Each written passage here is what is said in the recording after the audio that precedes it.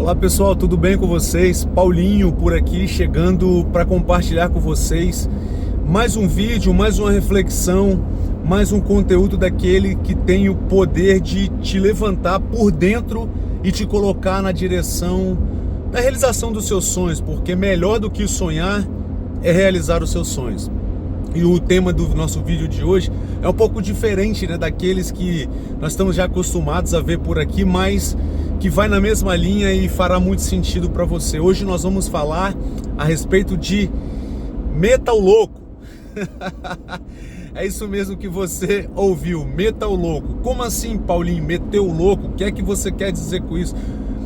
Queridos, quando eu falo de meter o louco, eu me refiro, né, a sair da mesmice, quebrar padrões. Quando eu falo de meter o louco, eu não estou falando de nada imprudente, né, de quebrar princípios, infringir valores. Não é dessas coisas. No decorrer do vídeo, né, eu vou compartilhar com vocês algumas das minhas experiências, algumas das ações, atitudes que eu tomei nessa minha jornada, que me trouxeram até aqui. Né, eu estou voltando agora de um serviço, vim encontrar com um americano, né, com um boss aqui, um construtor que me passa serviço. Já nem sei quantas obras eu já fiz para ele, né, e hoje eu encontrei com ele para mais um projeto, né, e para mim chegar a esse ponto, sabe, de ter o meu próprio business, ter a minha própria companhia aqui na América, ter funcionários, estou indo embora agora, mas deixei meu funcionário lá, sabe, para mim chegar a esse patamar, a esse ponto, eu precisei meter o louco. Então, quando eu disser para você a respeito de meter o louco, eu estou falando de quebrar padrões costumeiros, de vencer, romper com os medos, com aquelas situações também que muito te limitam, te travam e te bloqueiam na direção dos seus sonhos. Então vamos juntos? Então vamos lá, queridos. Eu sempre fui uma pessoa, desde a minha infância, desde a minha adolescência ali, eu sempre fui o tipo de pessoa muito sonhadora, né? Porque da onde eu venho, né, a minha infância não foi das melhores, né? No sentido de condições, né? Mas foi as melhores no que deu para ser, né? Eu falo que a criação, o tratamento que meu pai e minha mãe me deram, né? Ainda que de repente para os padrões, né, da ONU, os padrões da sociedade de hoje não tenham sido melhores, mas foi o melhor que eles tinham para me dar, né, e me forjaram para viver a vida que eu vivo hoje, para o mundo, né, que a gente encontra hoje. Mas desde pequeno, né, eu sempre fui essa pessoa, nunca conformado, sabe, uma pessoa conformada com o que eu tinha, por mais que como eu já disse, né, era o melhor que meus pais podiam me dar, mas eu sempre sonhei com algo melhor, sempre sonhei, sabe, em despontar, em desfrutar de coisas maiores, melhores, de viver novas experiências.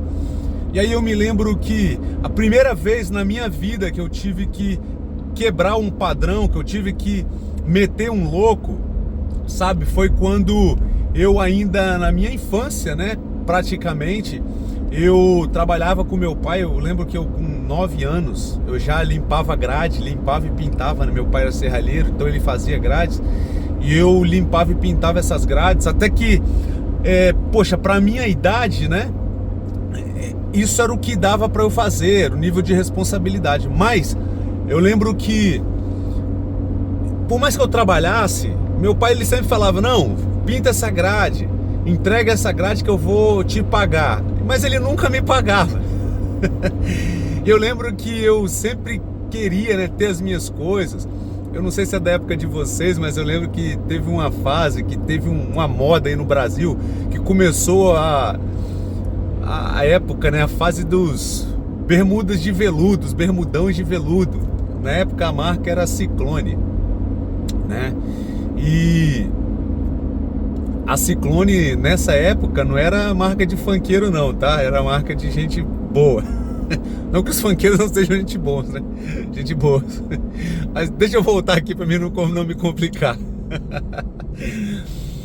Então, eu lembro que eu desejava, sabe? Eu vi os meus amigos, né? Tudo usando ali roupa da marca. Aquele sapato mocassim, lembra? De um sapato mocassim quadrado ali, né? Tinha uns marrons, tinha uns pretos e tal, de veludo também. E eu sempre quis, né? Porque eu via os meus amigos tendo, sabe? Daquelas coisas. E meu pai, por mais que nós tivéssemos condições, não era prioridade para o meu pai. Então ele nunca me dava. Quando dava, era quando saía da moda, que aí ficava mais barato, né? Era assim. Então, vendo isso, o que eu pensei? Poxa, eu preciso ganhar meu dinheiro. O que eu fui fazer? Eu fui vender picolé. Eu falei com meu pai, eu vou vender picolé. Aí era meio que um tipo de trabalho, aí ele deixou, né? Pra brincar, ele não me deixava ir. Não, primeiro trabalho. Aí quando eu, né, queria ganhar meu dinheiro e foi o meio ali que eu tive, eu fui vender picolé. Então comecei vendendo picolé com uma caixinha pequena, porque na sorveteria lá do bairro eles faziam o teste para ver se você era bom. Aí você começava, né, com a caixinha pequena de isopor, dava ali, sei lá, 50 picolés. Se você vendesse bem, um dia, 2 dias, 3 dias, aí no quarto dia eles trocavam para uma caixa maior, que aí cabia 150 picolés. Aí quarto dia né, troquei de caixa, eu ainda com uns 9 para 10 anos. Troquei de caixa, fui para 150. Se bem que desses 150 picolés aí, eu acho que eu chupava uns 5, 6, 7, talvez 8. Mas eu sempre vendia e voltava, prestava conta, tudo certinho. Eu me lembro que eu ia bem, né? Eu ia bem na área de vendas ali, sabe? Eu acho que também pelo fato de ser criança ainda, as pessoas meio que se compadeciam com aquilo, né? Então eu comprava o sol quente, escaldante ali, as pessoas compravam. Aí logo, nos meus de 9 para 10 anos eu já ia com o carrinho, sabe? O carrinho já cabiam muito mais picolés, que eu nem sei, acho que 250, 300, sei lá, 500 picolés, né? Era muita coisa. E aquilo ficava tão pesado, sabe? Que era quase o meu próprio peso do corpo, né? Poxa, para uma criança raquítica que eu era, sabe? Então assim, a primeira vez, né, que eu tive que meter o louco, né? Eu lembro que muitos das pessoas, amigos ali, né? Poxa, mas as pessoas vão te roubar, as pessoas vão tomar de você os picolés e tal. E eu não deixei, sabe, com que esse medo me paralisasse. E então eu saía cedo, andava o bairro todo, o dia todo para vender aquele carrinho ali de picolé, para no final do dia fazer um dinheirinho, ganhar ali, sei lá, 10, 15 reais, né? Na época já tinha virado, né, o plano real, né? Então era isso que eu fazia, sabe, num decorrer de um dia todo de trabalho. Mas foi a minha primeira experiência profissional. Beleza. Deu certo ali aquele negócio, então, né, comecei a fazer um dinheirinho. Acabava que no final das contas meu pai ficava com o dinheiro todo ainda, mas eu já tinha a sensação de fazer dinheiro, entende?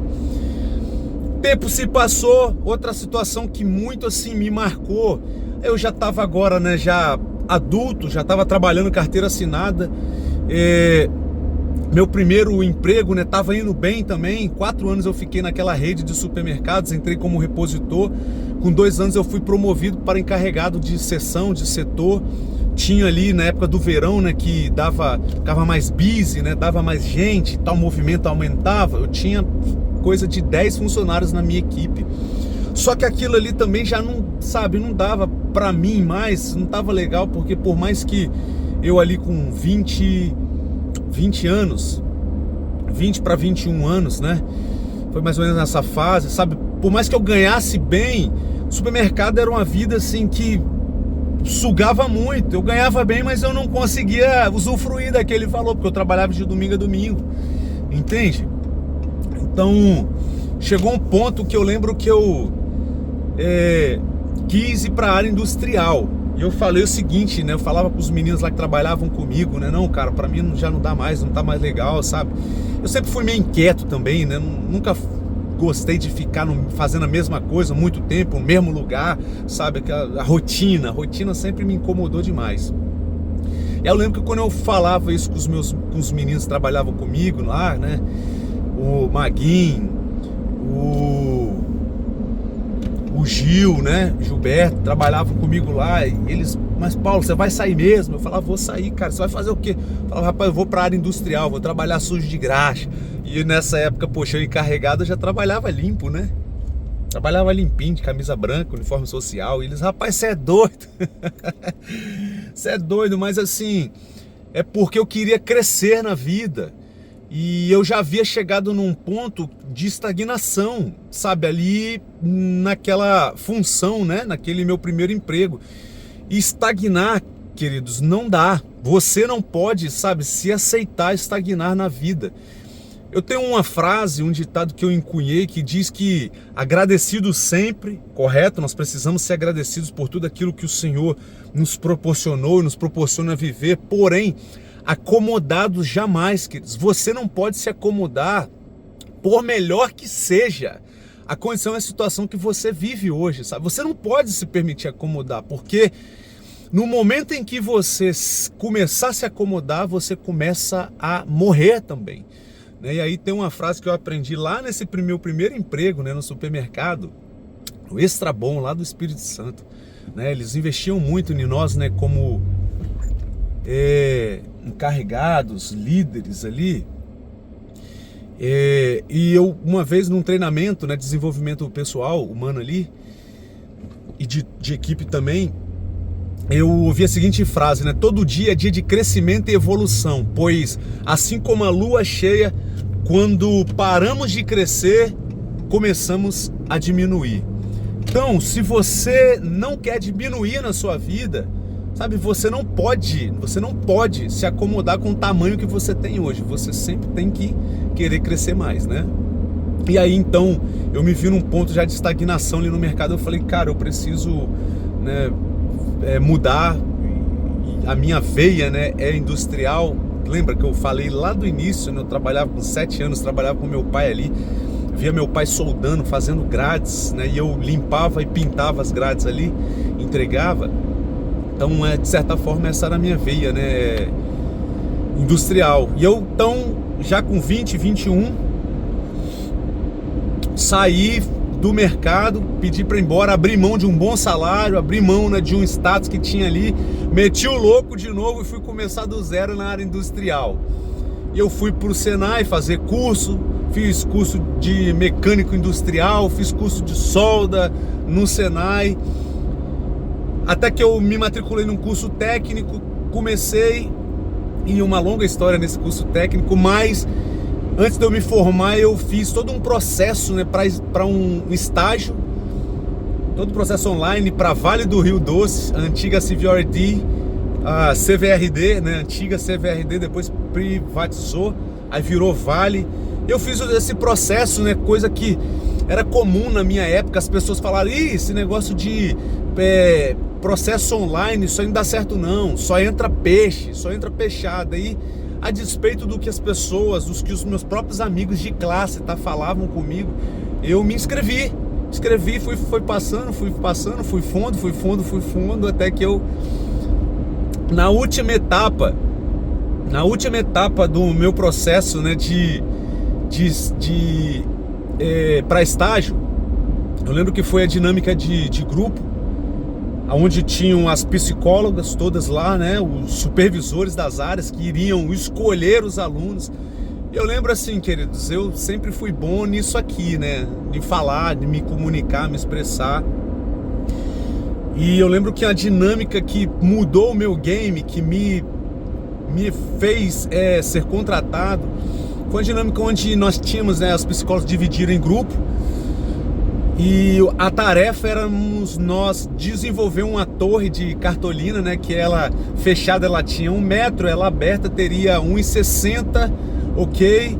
E você teria, né, que desenvolver tudo aquilo ali, apresentar esse projeto. Os meus amigos que estavam no meu grupo, todos de escola técnica, né, do IFES, eles eram muito bons aqui, ó. E eles desenvolveram o projeto, mas na hora de apresentar o projeto, queridos, eles ficaram com medo, sabe, de ir lá na frente, de levar a torre lá na frente dos supervisores ali e apresentar, né, para as psicólogas também e tal. Os caras, eu lembro até hoje, né, eles falando, poxa, mas se a gente for lá essa torre cair e tal. Foi, eu lembro que a minha atitude, sabe, o meu meter o louco ali naquele momento, sabe qual foi? Foi o seguinte, poxa, vocês não vão não me dar aqui que eu vou lá apresentar. Eu lembro até hoje, né, os meninos, você vai mesmo, você é muito doido. Eu falei, não, me dá aqui que eu vou lá. E eu peguei, quando chegou a hora do nosso grupo, eu peguei a torre, Levei lá na frente, botei na frente dos supervisores, das psicólogas e comecei a apresentar no nosso grupo, assim, assado, isso aqui é uma torre de telecomunicação, né, ela fechada e tal, às vezes ela vai abrir para obter novos alcances e tal. Eu expliquei o projeto todinho. E eu posso falar para vocês, de 150 alunos, eles dividiram em duas turmas, né, 75 entraram na primeira leva, que foi dia 15 de janeiro de 2008, e a segunda turma, na qual eu entrei, dia 15 de fevereiro de 2008, queridos. Posso falar aqui para vocês, de 150 alunos, apenas eu e mais 2 só, eu, o Marcos e o Alex, só de 150 que efetivamos com 2 meses de estágio. Por quê? Porque eu lembro que nas minhas orações, eu sempre falava com Deus o seguinte: Senhor, eu quero só uma oportunidade de eu entrar lá dentro, de eu pisar lá dentro, porque quando eu pisar lá, eu vou fazer das tripas coração, eu vou fazer o possível e impossível para me efetivar, eu vou plantar o 7, vou pintar o 7, vou plantar bananeira se for possível ou preciso, para eu efetivar. E assim foi, queridos. Então, novamente, sabe, eu precisei meter o louco para mim viver aquela experiência e ser contratado. Eu posso falar para vocês uma coisa: a minha vida começou a mudar ali, verdadeiramente. Por mais que eu já tinha sido, né, encarregado, sabe, numa rede de supermercados que na minha época era grande, era média, né, mediana ali, de média para grande, sabe, no meu estado. Mas a minha vida pessoal, profissional, familiar, de fato começou a mudar ali dentro daquela companhia. Tanto que eu saí de lá por escolha própria, porque eu meti o louco de novo, sabe? Mas ali foi de fato que começou a virar o game na minha vida. Você está vendo que todas as mudanças, as grandes mudanças e experiências que eu vivi na minha vida, até essa situação, nessa experiência que eu compartilhei com vocês aqui agora, vocês enxergam que todas elas eu precisei quebrar com o padrão, eu precisei que me expor ao nível, sabe, do risco? É assim, queridos, porque toda grande conquista, ela trará consigo uma grande derrota. Só que você só vai saber, meu irmão, minha irmã, se você vai de fato, sabe, alcançar a vitória se você se expor. Então, quantas pessoas vivem aprisionadas, têm grandes sonhos dentro das suas mentes, dos seus corações, sabe, mas não se lançam, não se põem nesse caminho, né, por conta do medo de perder, medo de não dar certo, medo de não conseguir, sabe? Talvez essa seja a sua verdade hoje, né? E aí eu lembro que, efetivado, entrei de fato, né? Minha vida começou a mudar ali, comecei a abrir a mente para a vida, para o mundo, né, como um todo. E eu não sei vocês, sabe, mas era um desejo muito grande do meu coração trabalhar naquela empresa ali, porque lá no meu estado, ainda hoje eu acredito que seja, né, aquela empresa familiar, é aquela empresa de carreira, não tem muitos benefícios, pagava, né, 90% da minha faculdade, plano de saúde dos melhores, cartão alimentação, benefício, seguro, um monte de coisa, sabe, um monte de coisa. Então, assim, era um sonho. Só que eu confesso para vocês que no dia que eu assinei o contrato, eu efetivei, de fato, algo dentro de mim dizia bem assim: você não vai aposentar dentro dessa companhia, dentro dessa empresa. E assim foi, até que um dia eu sempre, né, me desenvolvi e eu comecei a ir para essa área de business, de ter o meu negócio próprio, porque é bom trabalhar para os outros, mas melhor é você trabalhar para você, até o ponto de que você chega ao ponto de você ter pessoas trabalhando para você, entende? E aí o que acontece, queridos? Ali então eu comecei a me desenvolver, até que um dia num DSS, que é o Diálogo de Saúde e Segurança, aquela reunião de saúde e segurança que fazem todo dia de manhã cedo, fala sobre os riscos da área e tal, os pontos de atenção do dia, as tarefas do dia. O meu supervisor virou e falou bem assim, porque tinha algumas pessoas que estavam reclamando, porque a companhia, né, naquela época ali de crise, estava meio que estudando a não pagar mais faculdade e tal, cortar alguns benefícios. Aí alguns burburinhos, né, na área ali haviam chegado até os ouvidos do supervisor, E naquele dia, daquele DSS, ele virou e falou bem assim, ó, vocês não tem que ficar dependendo da empresa fazer, pagar, construir o futuro de vocês. Vocês têm que ser os atores, né, principais, sabe, da vida de vocês, dos sonhos de vocês. É aquilo ali, queridos, era tudo que eu queria, tudo que eu tava precisando ouvir naquele momento. Eu lembro que eu saí daquela reunião do DSS trabalhando e tal durante o dia. Eu fiquei com aquilo, sabe? Aí passou aquele dia, fomos pro final de semana, aquele negócio batendo, martelando na minha cabeça. Até que eu encontrei com um amigo meu lá do bairro, que já tinha, né, uma loja. Eu até encontrei com ele agora, por incrível que pareça. Ele mora aqui hoje também nos Estados Unidos. Olha só que loucura, gente. E aí eu encontrei com ele tinha uma loja de material de construção na época. Eu virei para ele falando, deixa eu te falar, do nada, nem sei porque aquilo saiu da minha boca, mas saiu. Eles nem tinham plano daquilo. Eu virei pra ele e falei bem assim, vocês não tem franquia não? Vocês não abrem franquia não da loja de vocês? Como é que faz? Ele, pô, Paulinho, vamos conversar, vou te ligar semana que vem pra gente ter uma reunião. Ele nem tinha isso na cabeça. Aí ele saiu, foi conversar com o sócio dele. Na segunda-feira eles me ligaram.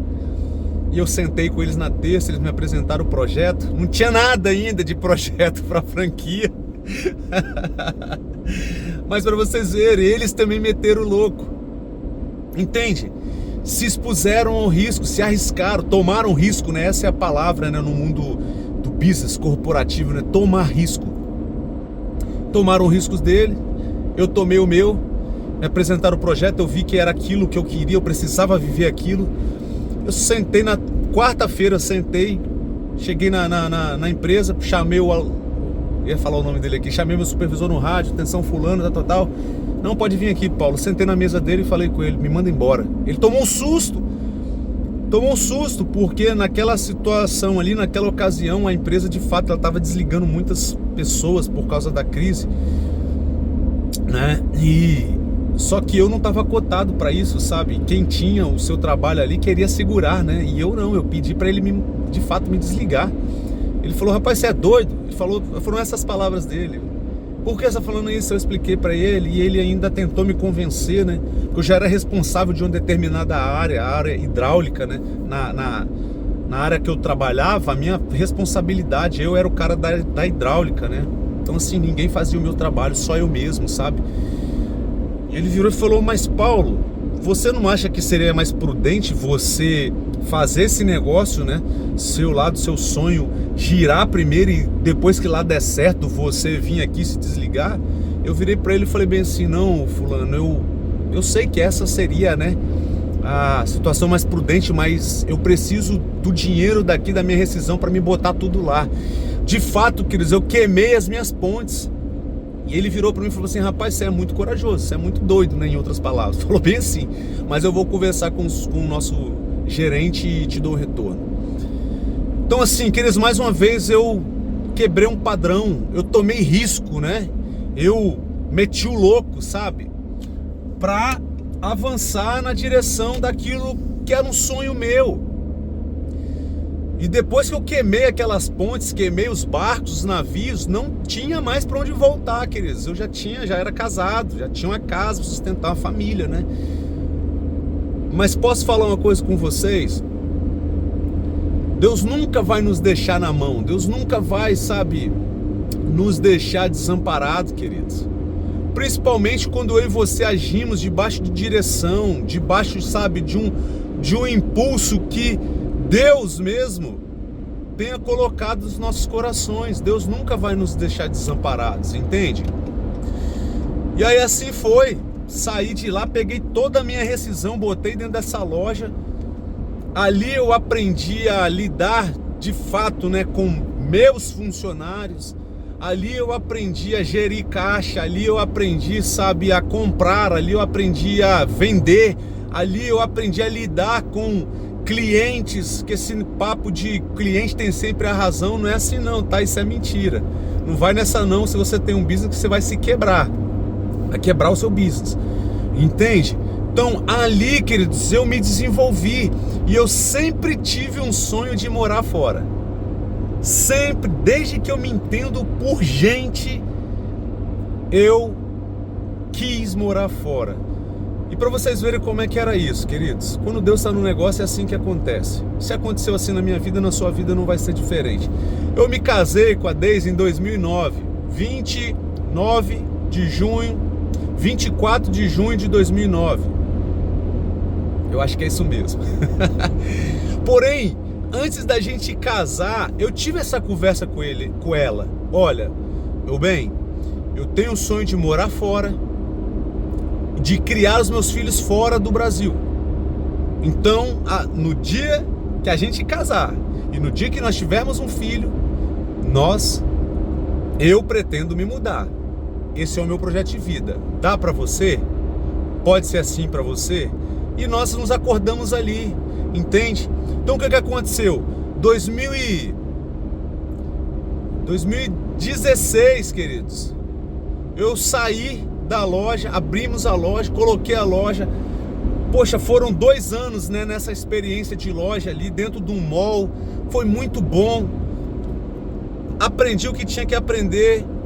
E início de 2018, final, né, na verdade, meio de 2017, o Noah nasceu.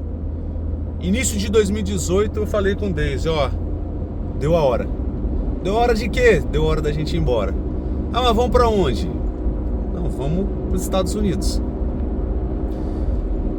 Se bem que a gente tinha oportunidade, nós temos parentes na Alemanha, já estivemos lá e tínhamos, né, oportunidade de ir pra lá.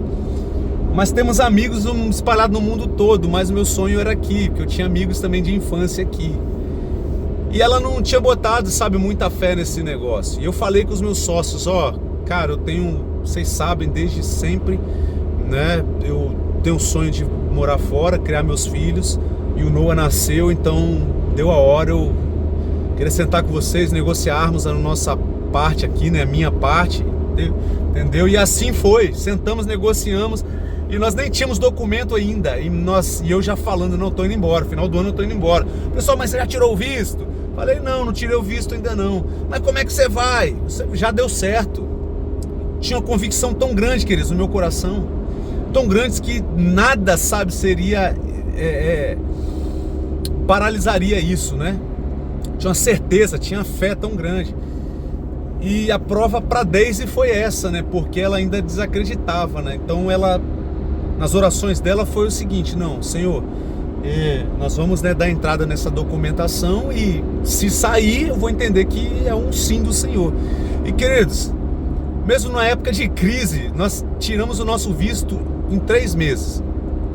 3 meses, nossos passaportes, né, já tinham vencido, porque a gente tinha tirado o passaporte para viajar, já tinham viajado um monte de lugar do mundo, né, para ganhar essa bagagem, mas já tinha vencido. Então em 3 meses só nós tivemos que renovar nosso passaporte, sair o passaporte e já tirar o visto. E aí um dia por conta da loja, né, era dentro do mall, era dentro do shopping, né, trabalhava até tarde, fechava a loja 10 horas da noite. Aí um dia do nada eu falei com o Deise, já era umas 7 e tanto, eu falei com ela, meu amor, vamos no culto hoje? Ela, vamos? Falei, então se arruma aí que eu tô saindo da loja aqui agora, passa aí, te busco e a gente vai pro culto. Queridos, foi numa quarta-feira, chegamos lá já atrasado, já sentei na última cadeira, na última fileira. E um pregadorzinho diferente de fora lá pregando, e ele, compartilhando a palavra, pegando a palavra, e do nada, daqui a pouco ele parou e começou a entregar umas revelações, né? Aí do nada, queridos, ele vem andando assim, falando em mistério, falando em línguas. Não sei se você acredita nisso, mas eu creio muito, creio nos dons, né, do Espírito Santo. E ele veio, parou do meu lado e falou bem assim: olha, Deus está me mostrando que você tem um grande sonho, que você tem um grande projeto, que você está meio que com receio, porque você não sabe como é que vai ser lá, esse lugar. Mas Deus me manda te dizer, pode ir, porque já está tudo pronto e preparado para você. Antes de você chegar lá, Deus já chegou e já preparou tudo para você. Aleluia, queridos, todo arrepiado. Então, mais uma vez eu meti o louco, sabe? Tomei risco, queridos. Vendi tudo que eu tinha. E vim. Meus amigos me receberam, ok, fiquei 2 meses, 3 meses na casa deles, sabe? E trabalhando com eles. Mas não era o que eu queria pra mim. E novamente eu lembro pra vocês verem, queridos, como que Deus age. Eu trabalhando, né, fazendo deliveries, logo quando estourou a pandemia, eu fazendo delivery. Aí um dia eu tinha pensado, né, eu tinha o meu ex-pastor que foi embora pra Flórida. Ele tinha uma companhia de tile, de cerâmica, de instalação de piso. E eu já tinha conversado com o Daisy o seguinte lá em casa, queridos: meu amor, vou conversar com o pastor Tannen, se ele deixa eu trabalhar de graça com ele. Eu quero trabalhar de graça só para me aprender a profissão. Eu vou trabalhar com ele na parte da manhã, né, até meados da tarde, e da tarde pra noite eu vou fazer delivery pra gente se sustentar, né? E ela virou pra mim e falou bem assim: não, meu amor, conversa, poxa, vai dar certo, em nome de Jesus vai dar certo. Daisy é uma mulher de fé. Porque isso é um princípio judaico, né? Muitas vezes os judeus, eles trabalham, sabe, pelo aprendizado, não pelo salário, não pelo dinheiro. Eles trabalham pelo aprendizado. E eu me propus a isso. Vocês acreditam, queridos, que numa quarta-feira eu tive essa conversa com ela, lá tomando um café lá em casa. No domingo, ele me chamou: Paulinho, você não quer vir trabalhar comigo, não? Eu falei: uai, gostaria. Não, vem. Não posso te pagar muito porque você não sabe ainda, né, a profissão e tal, você não tem muita experiência, né, mas você vai aprender, e quando você aprender, você vai botar o seu business. Queridos, olha só como que Deus faz, como que quando você toma risco, quando você dá o passo, Deus, ele vai desenhando o caminho à sua frente, queridos. E eu queria trabalhar com ele de graça para não ganhar nada, agora entrei ganhando $15 a hora. E lá nesse lugar eu fui ajudante do Raimundo, que futuramente veio a ser meu sócio e que hoje é meu funcionário. Olha que loucura, queridos. Como que Deus faz as coisas. Então quando eu falo que se você quiser romper na sua vida, você vai ter que meter o louco. Você vai ter que tomar riscos. Se você quiser desfrutar, viver de coisas que você nunca viveu na sua vida, você vai ter que meter o louco, sim, é isso mesmo. Você vai ter que quebrar padrões, você vai ter que romper com o seu medo, você vai ter que tomar riscos, queridos. Isso é só algumas das coisas, tá? Eu poderia ficar aqui 10 horas falando com vocês de tantos riscos que eu já tomei nessa vida. Mas é isso, hoje eu tenho uma companhia, para a glória de Deus, que movimenta $500 mil. Esse ano nós vamos bater novamente $500 mil em faturamento. Tenho funcionários, tenho uma qualidade de vida, sabe, a vida que um dia eu sonhei, né? Minha família está aqui, tenho 2 filhos americanos. Então assim, queridos, não ponham limites nos seus sonhos, ponham fé neles, ponham atitude, ponham coragem. Se lancem em Deus, acreditem, sabe? Tomem riscos nessa vida e se necessário, metam louco, sim. Porque o que para muitos é loucura, sabe? O que para muitos é loucura. Eu vou falar isso aqui, de repente vai ter alguém aqui que vai vir falar que vai me chamar de herético, mas eu vou falar assim mesmo. O que para muitos é loucura, para Deus é fé. O que para muitos é loucura, para Deus é fé. Sabe por quê? Porque o meu supervisor lá atrás, lembra? Lá da Vale, ele me chamou de louco. Mas para mim era fé, eu estava me movendo por fé. Esse meu amigo que abriu a franquia, nós abrimos, né, uma franquia, virou meu sócio lá. Eu lembro que quando eu e Daisy engravidamos e era menino, descobrimos que era menino, tá nos testes, eu botei o nome de Noah. Esse aqui é pra gente encerrar, tá, esse vídeo. Sei que ficou um pouco longo, mas espero que esteja te encorajando, te levantando por dentro. Eu botei o nome de Noah.